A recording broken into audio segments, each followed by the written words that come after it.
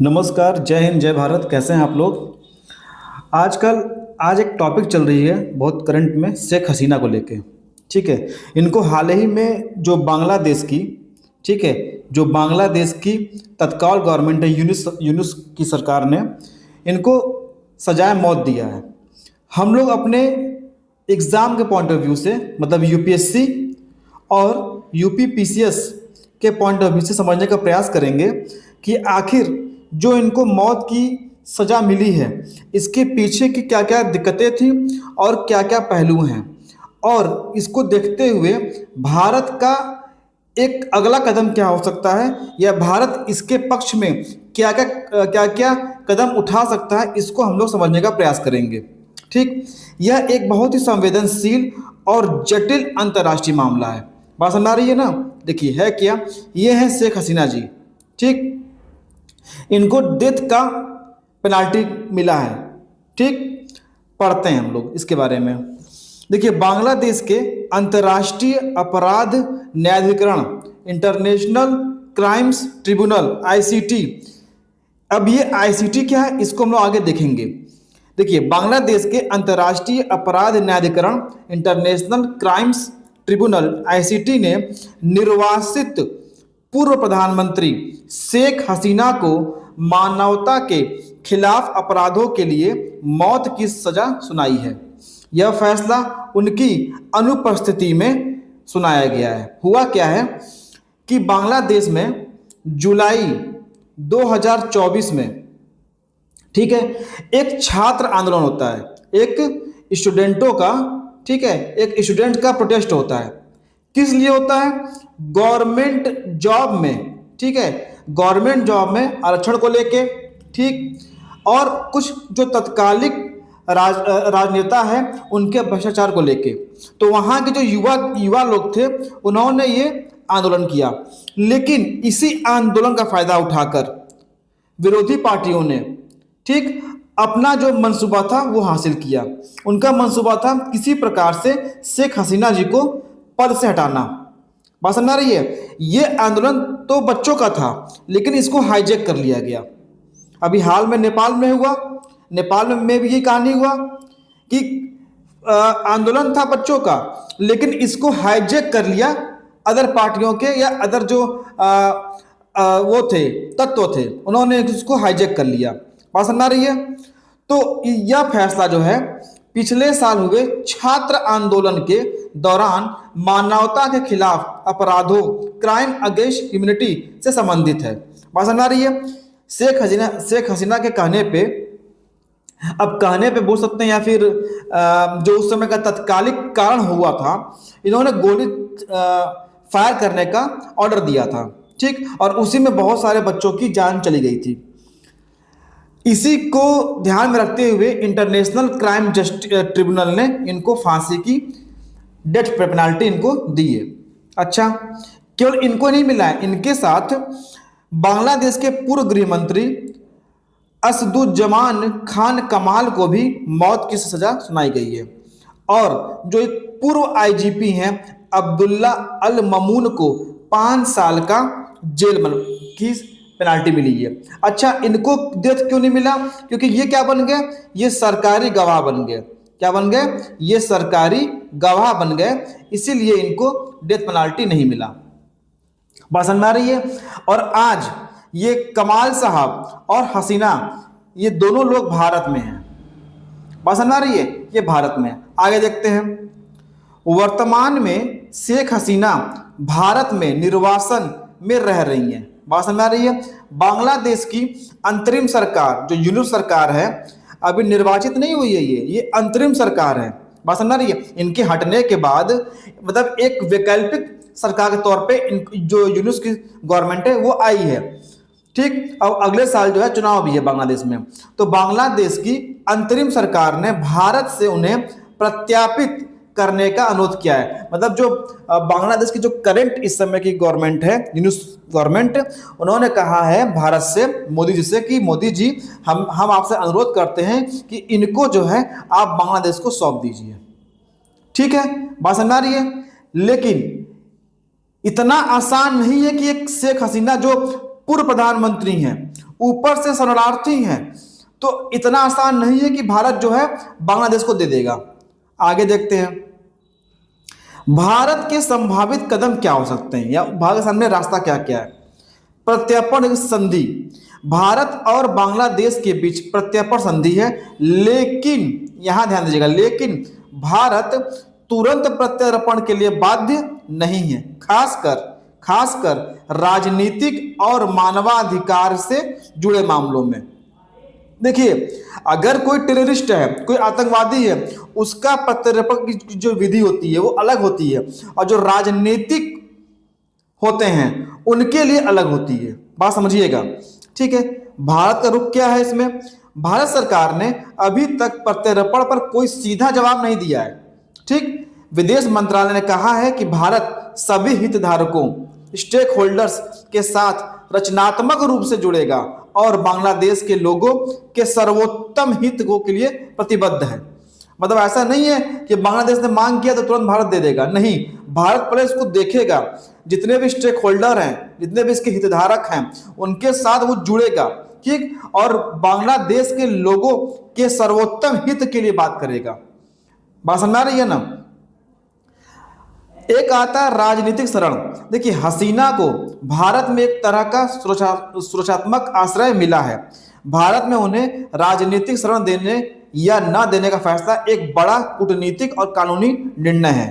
बात समझ आ रही है। वो लगभग साल 1.5 साल से भारत में हैं, ये और वहां के पूर्व गृह मंत्री दोनों लोग।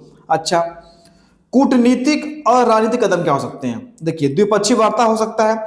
भारत और बांग्लादेश के अंतरिम सरकार के साथ कूटनीतिक माध्यमों से बातचीत कर सकता है ताकि इस स्थिति का कोई समाधान निकाला जा सके।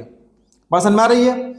अंतर्राष्ट्रीय मंच भी है भारत के पास। भारत इस मामले पर अंतर्राष्ट्रीय मंचों पर भी चर्चा कर सकता है। खासकर यह देखने हुए है कि फैसले पर निष्पक्ष सुनवाई, फेयर ट्रायल को लेकर सवाल उठाए गए हैं।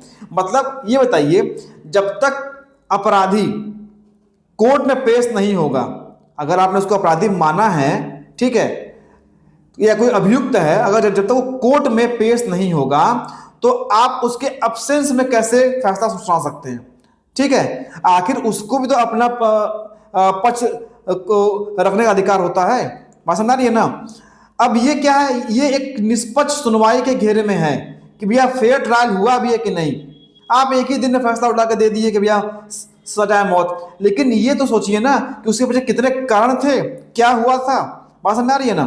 ठीक, क्षेत्रीय स्थिरता क्या है? भारत बांग्लादेश में शांति, स्थिरता और लोकतंत्र को बनाए रखने के लिए काम कर सकता है, क्योंकि हसीना का मामला वहां की राजनीतिक उथल पुथल को और बढ़ा सकता है। एक चीज याद रखिएगा, अगर किसी भी तरह का फांसी हो भी गई तो बांग्लादेश जो है वो एक तरीके से एकदम खत्म हो जाएगा, क्योंकि इसमें इतने आगजनी होगी, इतनी गृह युद्ध छिड़ जाएगा कि इसकी कल्पना जो तत्कालिक वहां की गवर्नमेंट है, यूनिट सरकार, उसको भी नहीं होगी। बात समझ आ रही है ना। क्योंकि जो हसीना है, शेख हसीना, वो कोई आम शख्सियत नहीं है। वो ऐसे ही मतलब मुंह उठा के नहीं वहां की 20 साल से प्रधानमंत्री बन गई। उनके पिताजी ने बांग्लादेश की स्थापना की थी, और किस संघर्षों से शेख हसीना के परिवार को भी 1975 में, ठीक है, कत्लेआम किया गया था। उस समय क्या हुआ था, तो इस सब चीजों को पहले देखना होगा। जो उसके समर्थक है वहां पर हसीना के, वो बवाल कर देंगे, ठीक। अच्छा, कानूनी रास्ता क्या है शेख हसीना जी के पास? चूंकि फैसला उनकी अनुपस्थिति में सुनाया गया है, उनके पास कुछ कानूनी रास्ते भी हैं। क्या? वो अपील कर सकती हैं। वो बांग्लादेशी कानून के तहत अधिकृत वकील या कूटनीतिक माध्यमों के से सजा के खिलाफ अपील दायर कर सकती हैं। अच्छा, न्यायिक प्रक्रिया पर सवाल, ये क्या भैया? वह न्यायिक प्रक्रिया को पक्षपातपूर्ण और राजनीति से प्रेरित बताते हुए इस पर सवाल उठा सकती है। मतलब जो अपोजिशन में लोग बैठे हैं ना, यूनुस सरकार, ठीक है, वो एक तरह से बदले की भावना से इन पर काम कर रहे हैं। बात समझ रही है। मतलब यूनुस को बस ये चाहिए कि किसी प्रकार हसीना को हम लोग फांसी दे दे, बस, ठीक है। मतलब वो मध्यम का रास्ता नहीं चुन रहे हैं, बस उनको ये बदले की भावना से है कि बस फांसी दे के हटाओ इनको, ठीक। फिलहाल भारत का रुख संवैधानिक और अंतर्राष्ट्रीय कानूनों को ध्यान में रखते हुए बांग्लादेश में स्थिरता बनाए रखने की दिशा में सतर्क और कूटनीतिक बातचीत पर केंद्रित करने की संभावना है। देखिए, भारत एक अहिंसा पर के मार्ग पर चलने वाला देश है और भारत अपने पड़ोसी मुल्क में कभी नहीं चाहेगा कि विद्रोह हो या अशांति फैले। बात समझ रही है? भारत ने हमेशा मध्यम मार्ग का रास्ता ही चुना है।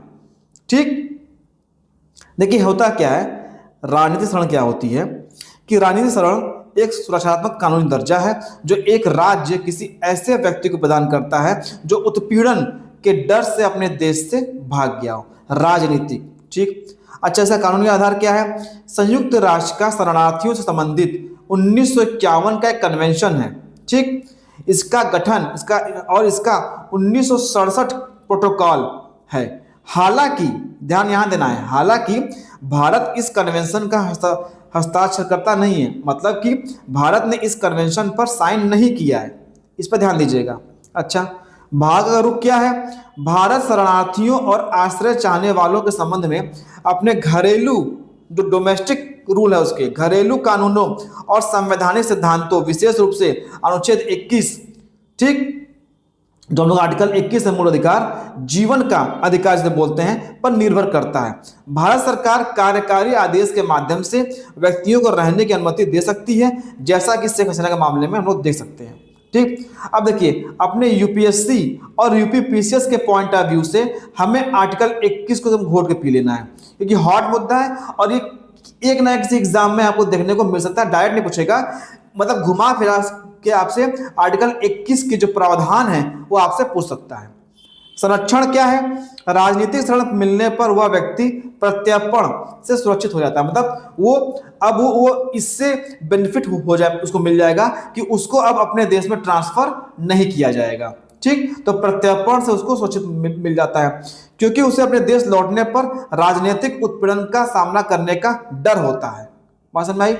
अच्छा, जिसने फांसी दिया है बांग्लादेश का अंतर्राष्ट्रीय अपराध न्यायाधिकरण आईसीटी, जिसने फांसी दिया है, मतलब फांसी की सजा दी है शेख हसीना को, उसके बारे में पढ़ते हैं हम लोग थोड़ा सा। इंटरनेशनल क्राइम ट्रिब्यूनल, देखिए इसकी स्थापना होती है 2010 में। ठीक, बांग्लादेश सरकार द्वारा इसकी स्थापना की जाती है। अच्छा, इसका उद्देश्य क्यों था? इसका गठन मुख्य रूप से 1971 के मुक्ति संग्राम, इंपॉर्टेंट है एग्जाम पॉइंट से, 1971 के मुक्ति संग्राम के दौरान हुए मानवता के खिलाफ अपराधों, क्राइम अगेंस्ट ह्यूमैनिटी, नरसंहार और युद्ध अपराधों, वॉर क्राइम्स की जांच और मुकदमा चलाने के लिए किया गया था। ठीक, अपने को पॉइंट कहां करना है कि 1971 के मुक्ति संग्राम के दौरान जो हुआ था, जो जेनोसाइड हुआ था, जो मानवता की बर्बरता की हदें पार कर दी गई थी, उसके जांच और मुकदमा चलाने के लिए 2010 में बांग्लादेश सरकार ने इंटरनेशनल क्राइम ट्रिब्यूनल की स्थापना की। बात समझ आ रही है ना? ठीक, अच्छा, जो ये आईसीटी है, ठीक, आईसीटी, इसका प्रथम या पहला लक्ष्य या मुख्य लक्ष्य क्या था? शुरू में इनका लक्ष्य उन लोगों को दंडित करना था जिन्होंने पाकिस्तानी सेना के साथ मिलकर अत्याचार किया था। ठीक, ये इसका मूलत्व लक्ष्य था, इनका प्रारंभिक लक्ष्य था, इनका पहला लक्ष्य था कि उन लोगों को हमें दंडित करना है या दंड देना है जिन्होंने पाकिस्तानी सेना के साथ मिलकर अत्याचार किए थे बांग्लादेशियों के ऊपर।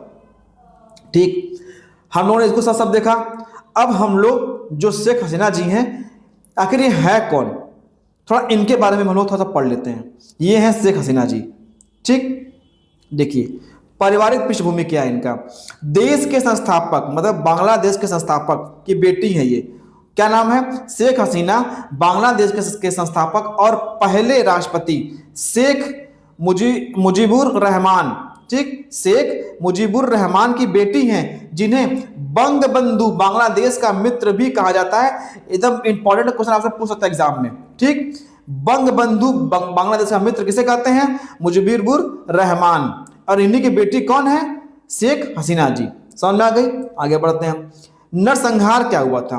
15 अगस्त 1975 में हुए सैन्य तख्तापलट के दौरान इनके पिता, माता, परिवार के लगभग सभी मेंबर की हत्या कर दी गई थी।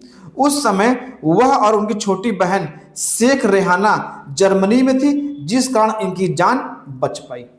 बात समझ आ रही है? खुद सोचिए कि शेख हसीना के साथ क्या हुआ था। जो आज लोग जो लोग आज कह रहे हैं कि फांसी दे दो, फांसी दे दो, अरे भैया ये तो सोचो कि क्या उसने सच में आदेश दिया था गोली चलाने का कि नहीं दिया था? क्या वो जो भी प्रोटेस्ट हुआ था क्या वो सुनियोजित नहीं था?